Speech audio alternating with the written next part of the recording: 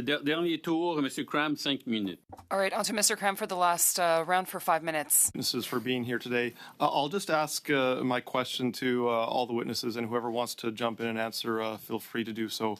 So part of the reason why we are here today is to discuss the profitability of the oil and gas sector. I wonder if the witnesses could explain to the committee what has been happening to global demand for oil and gas over the last few years since the end of the pandemic, and how global demand relates to the profitability of Canadian oil and gas companies.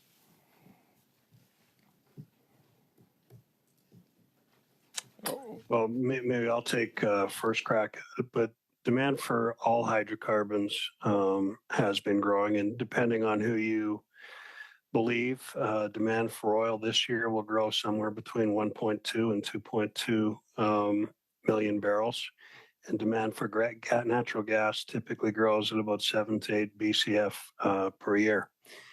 That doesn't necessarily translate into profitability for Canadian oil and gas, because the other requirement we have is egress to those markets.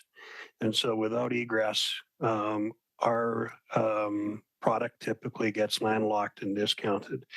I think with the startup of the TMX pipeline, what we've seen is us getting much closer to global pricing for our oil.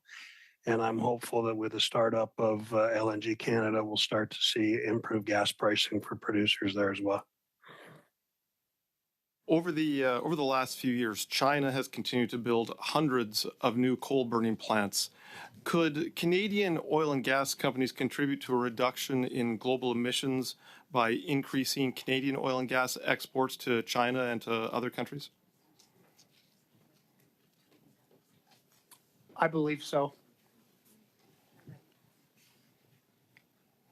Okay, Mr. Kruger, could you maybe elaborate on that a little bit? Yeah. And can you speak to the emissions that come from a typical Chinese coal burning plant compared to the Canadian oil and gas sector?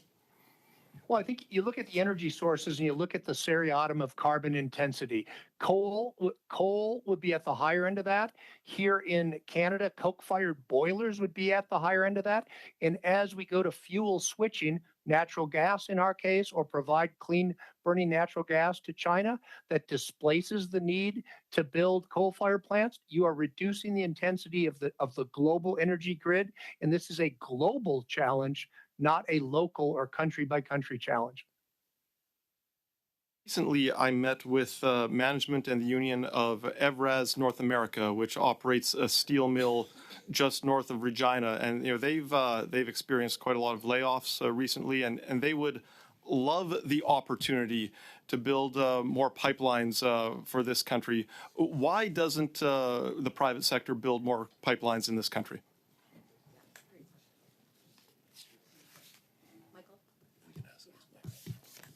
And anyone who wants to jump in.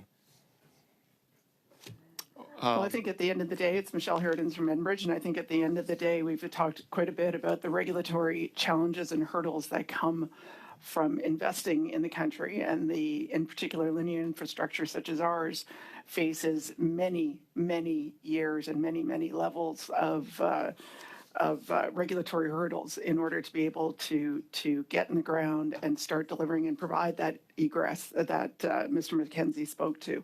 That's the fundamental reason why. And finally, I wonder if the witnesses could share with the committee what they feel would happen to global emissions if the oil and gas sector and the oil sands in Alberta were shut down tomorrow.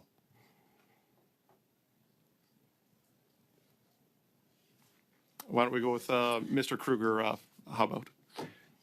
Yeah, I don't think global emissions would improve if Canadian oil and gas were shut down tomorrow. I don't think global emissions would improve. The oil and gas would just come from other jurisdictions, and jurisdictions that would have a variety of carbon content and certainly have a much lower standard of ESG in general. And I know that, or I believe that, I should say, because I've worked in many of those countries. And I wonder if some of the other witnesses could say whether or not they agree with that last answer. We've got 10 seconds, basically. I agree completely. Yeah, I would agree as well. Global demand for all forms of hydrocarbon continues to grow. And we've said for a long time, those barrels should best come from Canada. where we produce the most responsible barrel globally. Enbridge completely agrees as well. Vous avez 5 minutes. I would agree as well. Thank you.